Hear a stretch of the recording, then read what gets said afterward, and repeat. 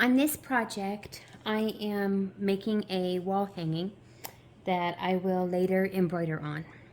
And I want to embroider on this side, but I didn't want the black weft to overwhelm the pretty warp yarn on this side. So I wanted gray weft on this side. So I chose to do a clasped weft in order to allow me to have black weft on this side and gray weft on this side. So I'm going to show how I am doing my clasped weft.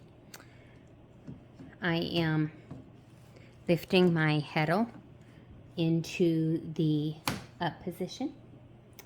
Then I'm taking my black weft shuttle and I'm bringing it to my mark where I want the black weft to go, and I am bringing it up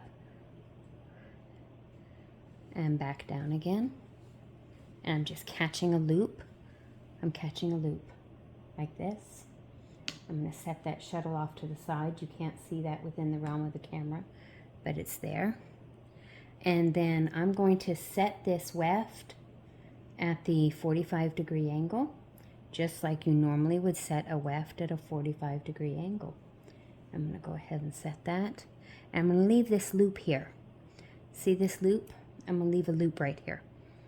Okay, now I'm going to come back over with the weft that is on the left-hand side. And I'm going to come up here. Now this is where the clasped weft is going to occur. I'm going to come up through that loop that I made. Come up through that loop. But when I go back down, I'm going to go down outside of that loop. Back down. Like that. Okay. Now, I'm going to snug this up. And see where those two are clasping. Right there. See it? Right there? They're clasping together. Right there. And now I'm going to put the left-hand side also at a 45-degree angle. There we go. Settle that one down into its little cubby where it belongs.